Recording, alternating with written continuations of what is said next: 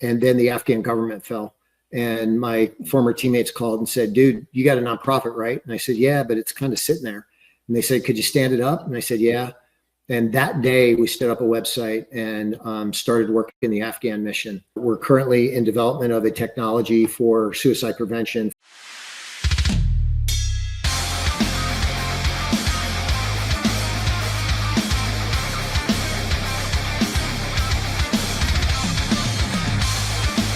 All right, everyone, thanks so much for tuning in to another episode of Beyond the Uniforms. And today we have Matt, and he is with Outer Circle Foundation. And I thought I would give him an opportunity to come and talk a little bit about his organization and how he supports veterans and law enforcement too. Is that correct? Yeah, both. Okay, great. I was both. I don't know if I mentioned that. Air Force, and then I worked for Dallas for a while. So this is the kind of area that's kind of near and dear to my heart, because what you're doing is it's definitely needed for sure. And I think it's one of those areas where, well, you've been in this for a while, a lot of people don't like to talk about this. They don't like to admit these issues, especially cops. And I guess it goes for veterans as well. Anyway, so welcome to the show. Thank you so much for taking some time out of the day. I appreciate you. Yeah, thanks. All right. So just go ahead, share a little bit about yourself, your organization, a little bit of backstory, time in, and everything like that. Yeah. So, I come from a military family. My dad was actually killed in Vietnam when I was 2 months old. So wow. I know very little from my dad's side of the house. My stepdad was a pilot for TWA, so we kind of moved around a little bit. Grew up. My real dad's family was from Marshall, North Carolina. Just tobacco farmers, kind of soil of the earth down there, and everybody just kind of takes care of everybody. But after high school, I enlisted in the Air Force. My dad was in the Army. And I went out and I talked to all of the services and just wanted to explore options, and decided on the Air Force. I was a combat controller. A lot of people don't know combat control. I think there were about 230 of us when I was in. I went in the military in '85. And spent about 10 years before I was medically retired. And those that don't know a combat controller, we are air traffic controllers, but we're fully special operations. So we're Halo and Scuba and static line and demolitions and weapons and everything else.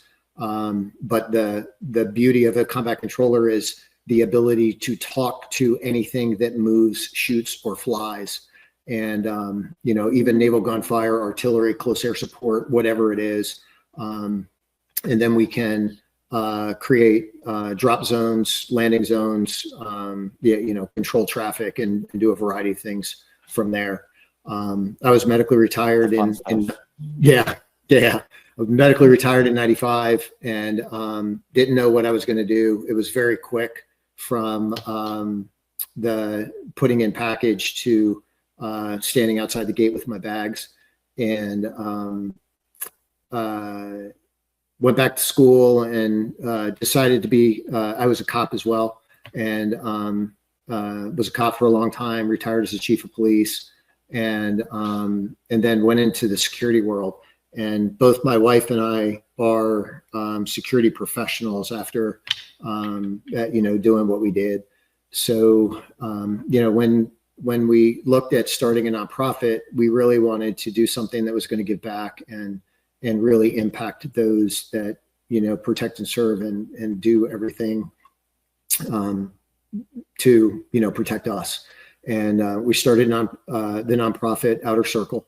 And it kind of sat for a little bit, and then the Afghan government fell. And my former teammates called and said, dude, you got a nonprofit, right? And I said, yeah, but it's kind of sitting there. And they said, could you stand it up? And I said, yeah. And that day we stood up a website and started working in the Afghan mission. And one family turned into 5, turned into 100, turned into 1,000. And we worked that for a little over 2 years. And then it just took hold. And then now we're back to our U.S. veterans and first responders, and we can get into more about that afterwards. But it's just been near and dear to our hearts, and we want to do everything we can to give back to those that serve. No, that's really awesome, and there's definitely not enough of that to go around. You being obviously in both types of government capacity, you can speak to that clearly. Yeah. So I can share a little bit about the start, and basically that's going to be your Outer Circle Foundation, right? Is what you started, is what you're leading into. Yeah. Yeah. Okay. Yeah. So we started it with the goal of our U.S. side, and then, like I said, the Afghan government fell, and we worked with, oh Lord, there were probably 10 or 15, 20 different other nonprofits, and I mean, we were just sharing resources and doing everything we could to help our Afghan Special Forces allies get out. And one of our pride and joys is we worked a little over 2 years to get the former command sergeant major of the elite Afghan Special Forces out. And his name is Nassar Wantandost. And Nassar, we ended up separating Nassar and his family. And he didn't see his wife and kids for a little over 3 years. And, they were separated. Nassar still has a big bounty on his head from the Taliban. He's been fighting the Taliban since he was 8 years old. It's just done all kinds of different things.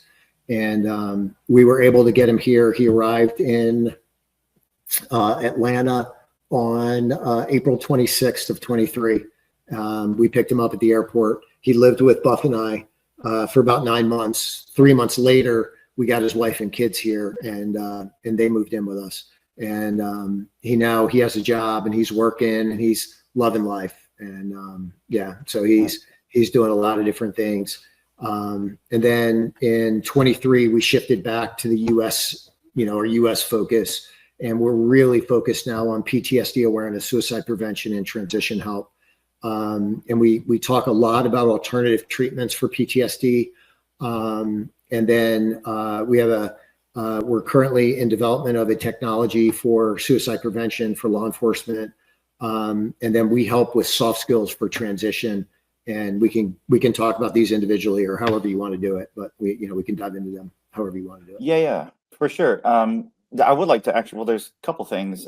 What the kind you've already touched on it a little bit, but I was going to ask you like some of the highlights of some of the things that you may have done, like some of the success projects or outcomes that you've done. But that one right there, I think you just talked about the Afghan Special Forces guy. I think that one's pretty significant. I mean, after I don't know, 3 years without senior, man, that is really awesome. And you guys have done some amazing work with that.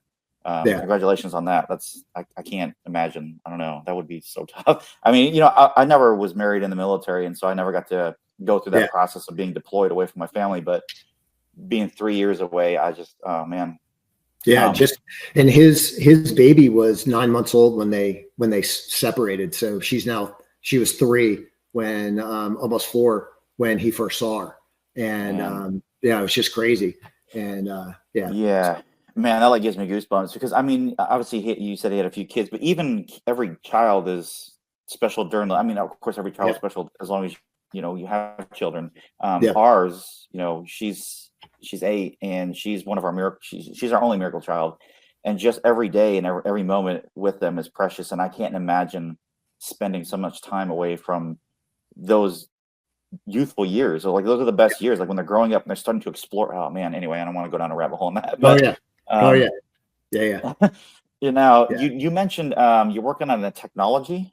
Can you talk a little bit about that?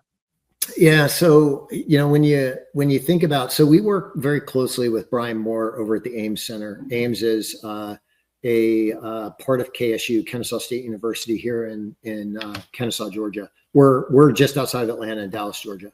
And, Brian is one of the leading researchers in PTSD and law enforcement, does a ton of research into different things. And, one of the aspects of, law enforcement is loneliness. And, loneliness being there's no one to talk to, right? And there's a couple of different things that we're driving on the law enforcement side. One is a lot of states out there have PTSD as a mental illness, not a workplace injury. And, you didn't come in with a mental illness. You were screened and viewed and put up one side and down the other, and you didn't have this coming in.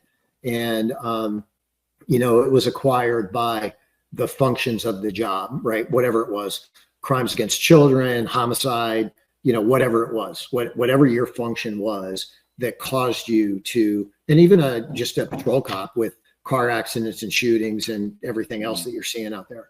I had a conversation with one of our local chief deputies yesterday, and he was like, I think every single cop out there has some form of PTSD or another. And he goes, it's so funny because, and he goes, funny and not funny, but he goes, just a smell or a sound or something will take me right back to something that happened at some place, date, or time at some location, right? So, when you think about that, right, and you have that capacity, very few cops that I know are going to deal with EAP. They're not going to talk to their department. They're not going to raise their hand. They're just not going to be part of that. And they're not going to talk to their fellow people within their department because, one, they don't want that stigma. It was like me when I was back on the teams, right? You didn't want to be viewed as that wink link. And right. So there's a variety of different things. So, the technology could be the ability of reaching out and getting somebody who's not close to you, but in the same ilk, in the same capacity as where, you're same, whether you're law enforcement or a fireman or EMS or something else, but having the ability to reach out and connect with, call it a battle buddy, call it something, right? And be able to talk to that person in the capacity of, hey, I'm dealing with this, and I just don't have anybody else to talk to, right? So we're working through some kinks on some things, and obviously funding is a huge issue. So, working through issues with being on the nonprofit side, but raising money and, finding those donors out there that really want to help support and be part of the effort of doing some of these things. But, I've talked to a bunch of different psychologists and psychiatrists and Brian and a bunch of different things. And they're like, man, this was really work. We just have to figure out, some of the pieces and parts of it. But it's coming. It's just going to take us a little bit of time to get there. Yeah, no, sure. That's awesome. I think there's always, it's crazy. I'd never heard it reframed that way. Was, it's a mental, what did you say? It was a mental illness, right? Yeah, not a workplace injury. It's not as opposed to a workplace injury. I never even thought about it like that. Yeah. That's a whole new reframe. And I think that would really help a lot of people because, like you just mentioned, a lot of people don't want to reach out for help because pride might not be the right word, but like you said, it's because they don't want to be the wink link. They, especially in law enforcement or even on the combat zone, like people don't want to be seen as the one that can't be trusted because they have something going on upstairs and they don't want to feel like maybe relied upon by their coworkers or their peers when stuff hits the fan, or there's a lot of other issues, of course, in that. And you got to think about it, right? I mean, just from a military perspective, right? You have, me as a combat controller, I don't know, they spent $1.5 million training me, over the course of 18 months or so with all the schools and all the different knowledge and all the different stuff that comes in. And as the war on terror comes in and the guys are going out and they're doing, all of the stuff that they're doing and, everything that is taking place around the world and the stressors and the life and everything that's going on and the time away from home and everything. And, all of those aspects are coming into play. It's not like you can say, all right, dude, so you got a little bit of a problem. We're just going to kind of throw you away and just fill you in with somebody else. It doesn't work like that, right? So the military's done a really good job of figuring out, all right, yeah, we know our guys are going to deal with stuff. How do we help them kind of overcome that and then get back into the game so they can go back out and do those things that they were trained to do and that want to do, right? They want to be able to continue to do those things. And that's where we got to figure out from on the law enforcement side, because like I said, you did not come in with this. This is a byproduct of the job in which you are doing in that capacity. It's no different than if you were chasing a bad guy and broke your leg. this is a byproduct of what you're doing as that job function, right? Is a workplace injury and should be treated as such.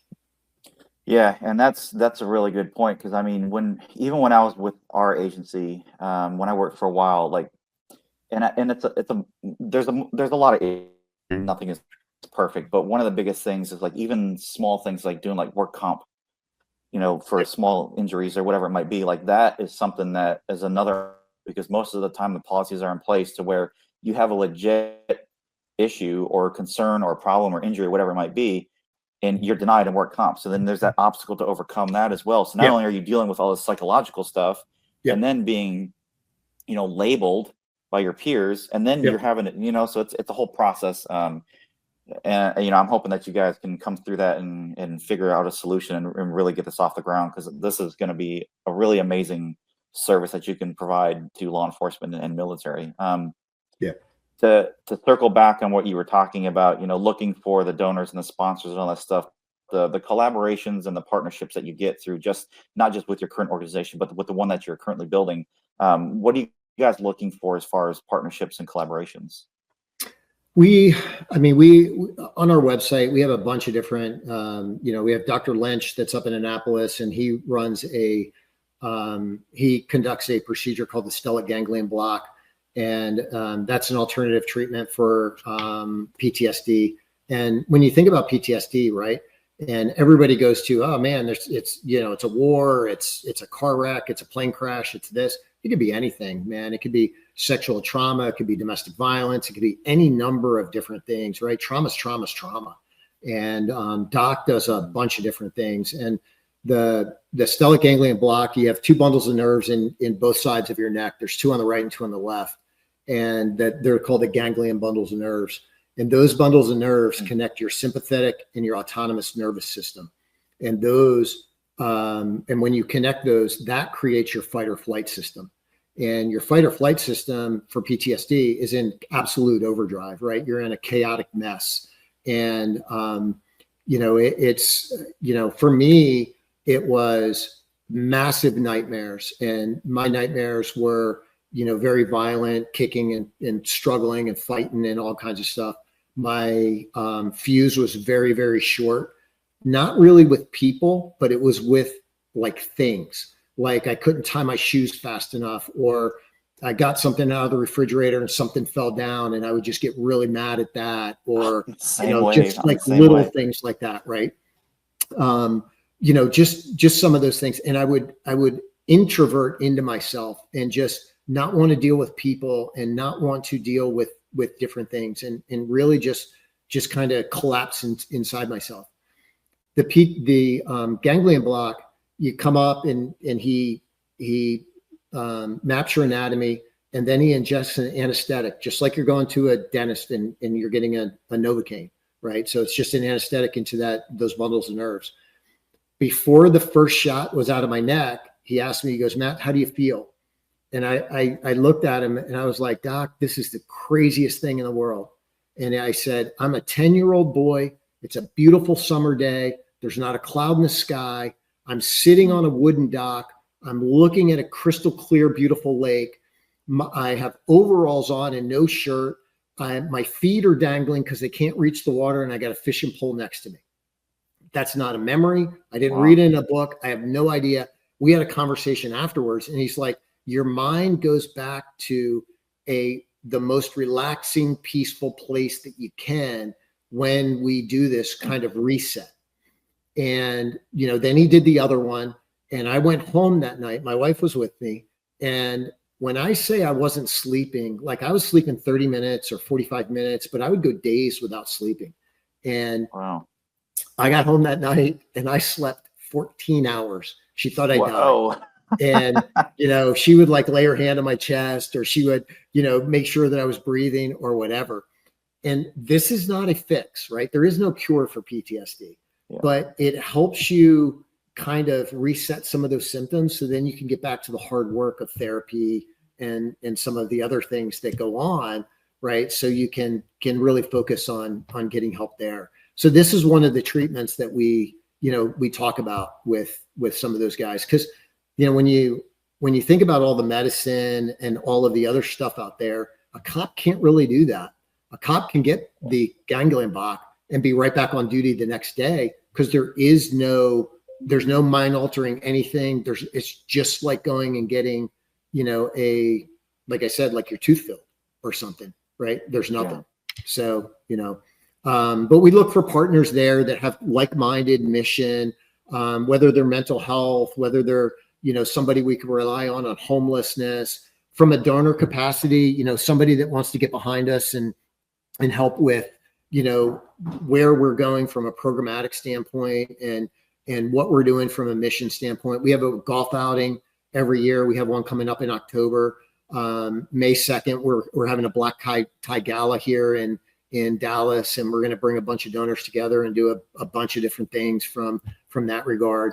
But we really look for those other nonprofits that can rely on us, and that we don't have the skills that they do. They don't have the skills that we do, but we can leverage each other, because people need a variety of skill sets, and you need those really good vetted partners to be able to leverage when somebody comes to you in that time of need. And you can't be looking for somebody that, oh man, I need this. You need those trusted partners to have, right at the tip of your fingers. Yeah, for sure. Man, that's crazy. I didn't even know something like that existed, man. Yeah. If you guys could spread that around the country, like, man, all the miracles and stuff that you guys could do. Wow, I'm really looking forward to that too. Yeah. I guess I kind of led into my next question is, like, how can people support your organization or reach out to you? But you kind of touched on that a little bit. Is there anything else that you wanted to add to that as far as supporting organization or? Yeah, just our website, outercirclefoundation.org. Okay. And you can go there, and outercirclefoundation.org/golf 2024. That's registration for our golf outing. We have sponsorship opportunities and things there for the outing. But there's a lot of different things that we do. The outing, we have Kaylee Bishop is a Nashville recording artist. She wrote a song for a female police officer who was killed on duty for the family. So she's got a couple of different law enforcement songs, but she's singing the national anthem for us. We have an honor guard from South Atlanta High School. We have a bagpiper in honor of the law enforcement guys. We have a golf cannon. We have a raffle. We have service dogs. Like, there's all kinds of things that go on. We have a really fun day out playing golf and stuff to raise money for all of the programs and different things that we have going on. Very cool. And this year is in honor of all of the law enforcement officers that gave their life over the course of the last year, in support of those that they were sworn to protect. Yeah, no, that's awesome. I really love that. Now, just to kind of wrap things up, what would be some advice or something that you could provide to any veteran law enforcement personnel, or maybe just people in general, if they are going through some sort of PTSD or some problems or some issues? Like, what would be just like one or two things that you would recommend to them? So I went through it for 35 years, and I talked to my therapist, and I really thought I was wired wrong. Like, I had no idea. I was like, oh man, I'm not missing a leg. I wasn't, whatever. I just didn't think it was me. And they were like, oh dude, no, you got it. And you got it bad. And there is no stigma with that. We go into companies and I talk to companies about it. And I'm just like, look at me. I've been very successful. I've led companies, I've done different things, and I have no problem standing up and talking about it. There is nothing wrong with that. There's a lot of good treatment opportunities out there. There's a lot of good things going on. Buff is my wife. And she's one of the things that we realized is there's not a lot of resources for the spouses. And that's where she picks up. So I'll walk with the veteran, she'll walk with the spouse, and really, help that spouse walk through aspects, because she would look with me, like I said, I'd collapse in, I'd do different things. And she was like, what am I doing wrong? What's going on with this guy? What am I? It had nothing to do with her. It was all me. So don't be me, right? Don't do that. If you need something, reach out. And if it's not me, if I can't help you, I will find somebody that will help you, but definitely leverage some resources and there is no stigma there. There's nothing wrong with asking for some help. But do it sooner rather than later. Don't let it go. Right. That's the biggest thing I'd say. You just hit on a good point here. I just want to touch on real quick that we always talk about PTSD and the things that, whether it's a veteran or officer or whoever, somebody's gone through something tragic and they go through the PTSD, and it's very tough, and it's, they struggle and have all these issues that are going on and they're searching for help. But what I think a lot of people also don't realize, including myself sometimes, and I'll throw myself in this boat, is that the people that care about you the most, your family members, are going through it as well. And I don't think that's something that people talk about enough. There was a period where I went through, golly, I don't know, a year or two, where I was just kind of in this depressive state, and I just couldn't get myself out of it. And there was a lot of things going on at the time. I won't bore you with all of that on this episode, but it was one of those things where you have people that care about you, but they feel stuck, or maybe they just don't know what to do. Maybe, if that's the right way to put it. And so they try to interject their own opinions and theories and everything else. And sometimes that makes things worse, because now you're yelling at, because now you don't understand what I'm going through. And then it starts causing fights and all that stuff. And so that's in fact, that's really awesome that your wife is now into that as well. And now, now I got somebody that I can, refer people to. So if they wanted to reach out for spousal support, we just make the connection through you. Is that, if anybody's who's listening? She's right on the website with us. Her contact information is there. Her cell phone, email is right there with me. It's Matt at Outer Circle Foundation, Buffy at Outer Circle Foundation. So we're both right there. Perfect. Awesome. That is it. Man, this was a really good episode, and you had a lot of good information on here. You guys are doing some awesome things. I can't wait to see what you guys are going to come out in the next, hopefully, few months. I know it might take a little bit longer than that, but this is something that's definitely needed. And I'm so happy to have connected with you on LinkedIn. So check out Matt's information on the website. You'll see it. I've either posted it now at the bottom, or I had before. It's going to be somewhere in the description. You can find him on LinkedIn as well. That's where I connected with him as well, for more information. So Matt, thank you so much for your time and talking about your services and what you do. Again, thank you so much for your service to the country and the citizens, for the city that you served, and you made it to retirement. That's a great accomplishment. Especially in that profession, and you're doing very well after that. So awesome, man. I really appreciate the time we spent together. So I appreciate it, man. Thank you so much for having me. I really appreciate it. Yeah, no worries. Take care, and we will see you on the next one. Yeah.